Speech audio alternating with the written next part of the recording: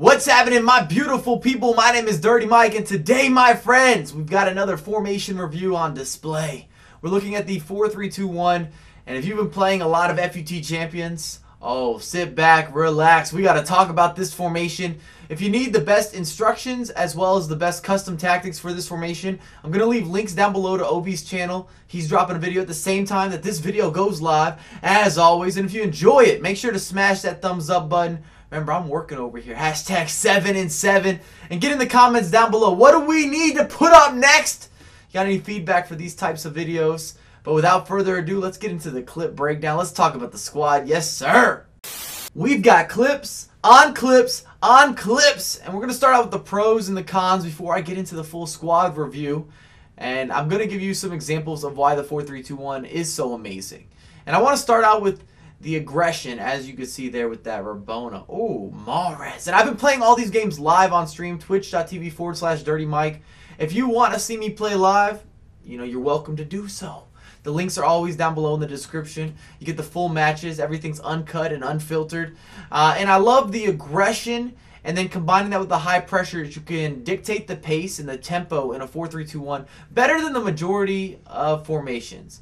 You're tired of playing against Park the Bus? Look no farther. Sometimes this formation is able to rush even the most defensive of players, because if you have a very strong front three, and if you're looking at a lot of the pro players, people that have a lot of coins, you're seeing a Ronaldo, you're seeing a Gareth Bale, and then maybe a Griezmann up top to go with them. That kind of front three is going to cause problems. And a lot of those guys just don't get tired. Ronaldo and Bale are going for the entire match, and they're not even annoying. They just frustrate you, because any small mistake, even if you don't make a mistake, they actually receive that bounce back. They get some luck and some bullshit factor in their regular gameplay, and it's tough. And that's why people want to have them. Even myself, and I've been playing a lot of games of FIFA, I might be able to afford Ronaldo, but that's it. Like, I literally could not purchase other players to put around him unless I wanted to do a discount squad. So it's all about, do I think that's the best route at this point to get that all-star player and build a discount overpower team around him, or are you trying to build the ultimate squad? I'm going to show you the team at the end of this video. Also, in the 4-3-2-1, the custom tactic success is incredible versus a lot of other formations. When you're using the right custom tactics in this formation, you get attack and build up like no other. And that's another reason that you're seeing it used so much in FUT Champions, because you can see the benefit directly, immediately. It's going to be a dangerous formation from the jump, and it even plays pretty decent versus some of those defensive guys, because you're just constantly throwing bodies forward and forward and forward. Yeah. We also like to use this formation. I say we. I also like to use this formation because it can overwhelm your opposition. If there's a big skill gap between you and the next guy, it will be on display. It will be shown in this formation. And what's good about that is you just won't lose some of those games where you feel like you were a lot better than your opponent. Or if you do lose, it's your fault. You didn't finish those 1v1s. Now, the only con that I put on my list is there is some risk to reward. Unless you're doing some sort of custom tactic where you've got your back line way pushed back and you're trying to counter, most likely in this formation you're going to be playing some sort of a high press or a team pressing type of setup where you are, as I stated previously, aggressive, which means if you miss your tackle or you got a bad read on the game, you might give up some goals, especially if your opponent has a premium quality team.